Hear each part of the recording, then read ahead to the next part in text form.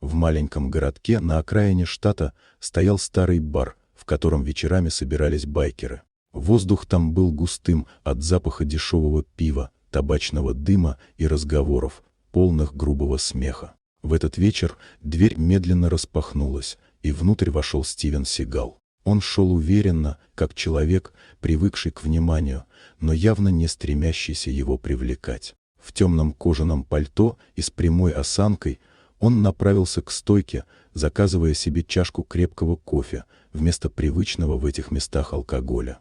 В дальнем углу сидела группа байкеров, человек 6. Их лидер, Джек, заметил нового посетителя и с усмешкой, переглянувшись с товарищами, поднялся. Шаги тяжелых ботинок глухо отдавались по деревянному полу. Они окружили Сигала, и смех в зале стал громче. Грубые слова, подколки, попытка оттолкнуть его от стойки. Один из байкеров, Майк, попытался схватить его за плечо, но все произошло слишком быстро, чтобы кто-то понял последовательность движений. Внезапно воздух в баре изменился. Сигал двигался спокойно, почти лениво, но каждый жест был точным и выверенным. Рука Майка была вывернута за спину. Джек оказался на полу с выбитым из рук ножом.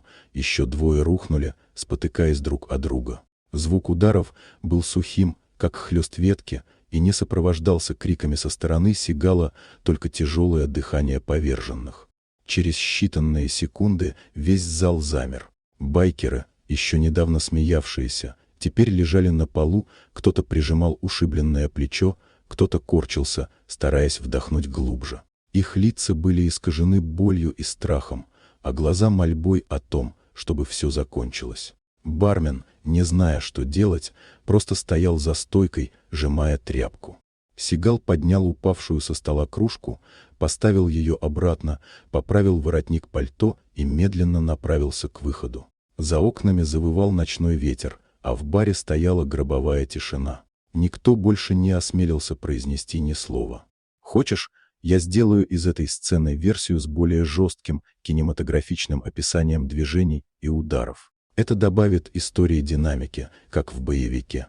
Если вам понравилась эта история, поставьте лайк и подпишитесь, впереди еще много удивительных рассказов».